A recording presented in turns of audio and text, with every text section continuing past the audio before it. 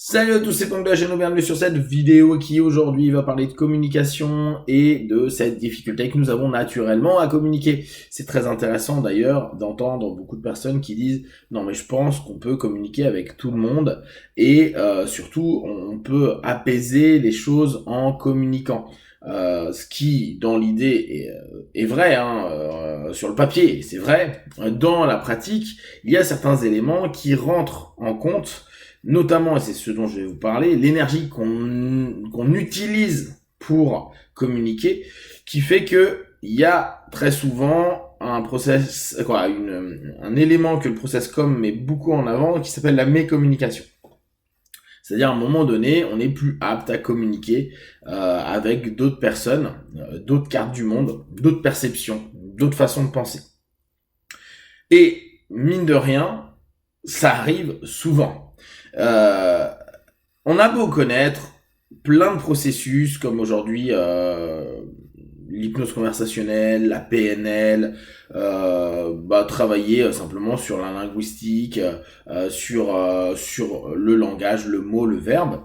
On se rend bien compte que à chaque fois, il y a cette difficulté, même avec les mêmes mots, à comprendre l'autre. Parce que chaque mot a son histoire. Même si à la base, on pourrait se dire, ok, l'étymologie, c'est ça. On sait bien, c'est utilisé de 1000 façons différentes. Et en plus, nous-mêmes, on a créé la propre histoire du mot. Donc, communiquer verbalement, ça a vachement de limites et c'est assez complexe. Alors après, beaucoup de personnes reviennent sur ce que Marabian a dit. Il y a simplement 7% de la communication qui passe par le verbe, 55% qui passe par le body language et 45% par le ton. Ou inversement, mais qu'importe, on s'en fout. Si vous avez des infos, si vous avez des études sur le dit sujet, parce que depuis Marabian, j'ai pas lu d'autres sujets qui reprenaient les mêmes stats, qui confirmaient et ou infirmaient. Et sachant que la plupart des postulats qui ont été proposés, notamment en PNL, sont basés sur cette idée-là, que le plus important n'est pas la sémantique. Chose qu'on peut très très bien comprendre, le mot n'est pas forcément la nécessité. Par contre, pour comprendre certaines subtilités, il est bien plus important de capter le mot que le body language à un certain moment. Même s'il y a incongruence, même si le corps dit quelque chose, mais que le gars a cherché un mot pour dire autre chose.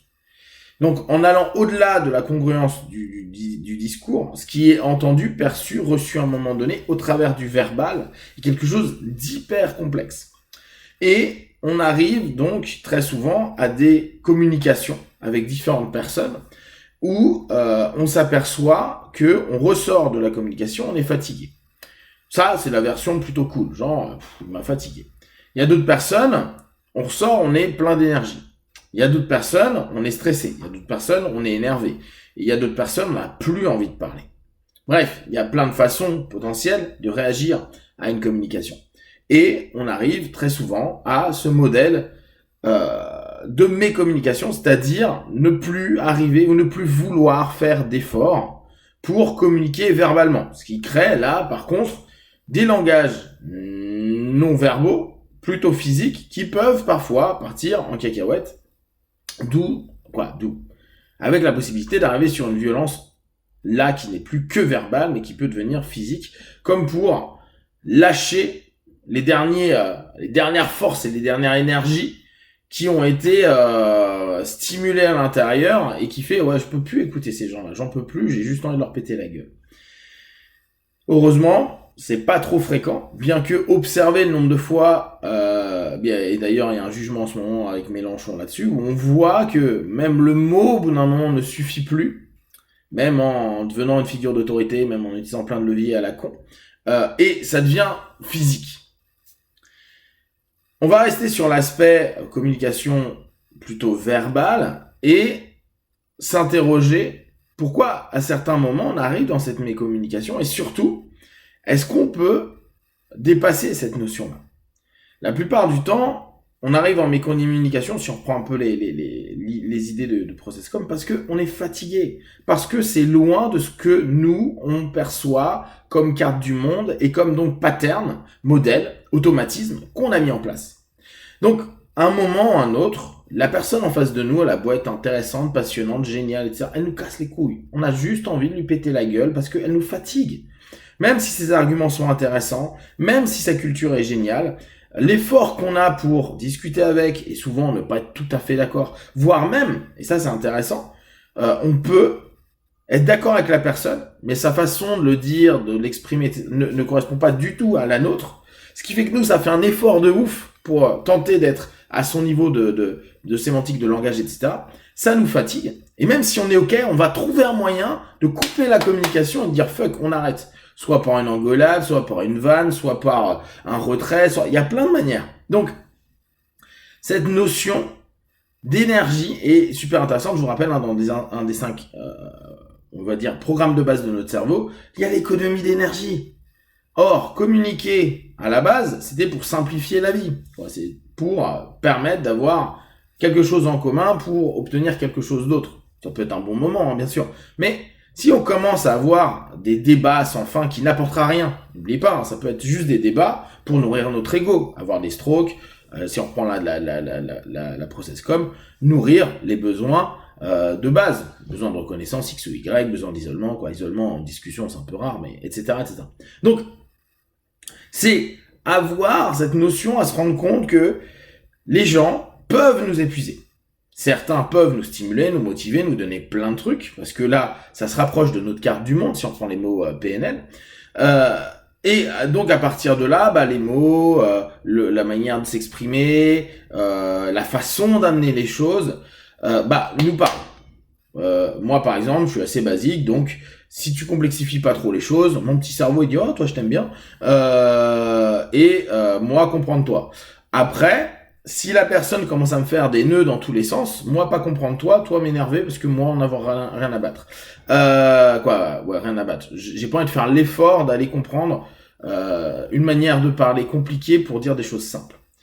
Ce qui fait qu'à partir de ce moment-là, hop, il va y avoir cette notion de séparation, puis de mes communications, la capacité à ce moment-là à communiquer. Il est intéressant d'aller se poser des questions avec qui on communique. Et on peut s'apercevoir que parfois des personnes très proches sont des personnes avec qui on n'arrive pas à communiquer. Ça peut être la famille, ça peut être le couple, ça peut être les enfants, ça peut être les meilleurs potes, ça peut être plein de choses comme ça. Et on s'aperçoit en fait depuis des années qu'on fait des efforts pour arriver à leur niveau de communication, et qu'il y a toujours un moment où soit on va se barrer, soit si c'est d'un point de vue un peu plus mondain, on va boire un peu pour arrêter d'écouter les gens parce que les gens commencent à nous saouler, ou notre méga pote en fait ce qu'il nous dit on s'en fout royalement, et que ça nous demandait trop d'efforts, et donc on va trouver des moyens pour fuir. Accepter aussi que la communication, elle n'est pas toujours possible et qu'à un moment, elle va s'interrompre. C'est certes quelque chose qui est pas agréable parce que beaucoup de personnes se disent « Ouais, mais non, on peut communiquer sur tout, etc. » Tu peux communiquer sur tout. Le tout, c'est de savoir le temps que tu es capable de communiquer. Tout le monde peut arriver dans la carte du monde de tout le monde. Combien de temps tu peux rester dans la carte du monde de tout le monde? T'es quelqu'un qui adore le froid, qui vit dans le froid, qui est quelqu'un qui est à l'aise quand il fait froid. Si tu passes ton temps dans un monde qui est chaud, très très chaud, c'est-à-dire aller dans son monde à lui, tu risques de fondre. Tu peux au départ te retenir, serrer les dents, continuer à papoter. Par contre, au bout d'un moment, t'as juste envie de dire, je rentre chez moi, j'ai besoin de ma clim, j'ai besoin de mon iceberg, fous-moi la paix. Et c'est un peu ça qui se passe. Donc, ce que je vous invite là, simplement sur cette première réflexion sur la mécommunication, c'est de commencer à voir les gens qui, clairement, vous piquent de l'énergie. Alors aussi, il y a les jours, il y a des jours où on est moins dedans. Mais de façon généralisée là-dessus, prenez la généralisation et dites-vous, ok, très souvent quand je parle avec, je suis fatigué, ou j'en ai marre, ou j'ai plus envie de lui parler, ou vous lui parlez plus pendant 15 jours ou 3 semaines, et enlevez les trucs de ouais, mais on se nourrit tellement en stroke positif qu'on n'a pas besoin de se parler souvent. Posez-vous la question de savoir ouais, je suis tellement crevé, ou j'en ai tellement ras-le-bol de cette personne-là, que pendant un laps de temps, j'ai besoin de récupérer, parce que je sais que ça va me prendre de l'énergie. Posez-vous aussi la question des personnes que vous hésitez d'aller voir parce que justement ça va vous bouffer de l'énergie parce qu'il va falloir expliquer, rentrer dans une sémantique qui n'est pas forcément la vôtre, faire des efforts pour communiquer avec autrui. Si vous avez des questions et des remarques, vous partagez sur Facebook, YouTube, j'y répondrai le plus rapidement possible. Et comme d'habitude, de tout ce que je propose, ne prenez que ce qui est bon et juste pour vous. Testez, observez, analysez et concluez. Be one. Ciao.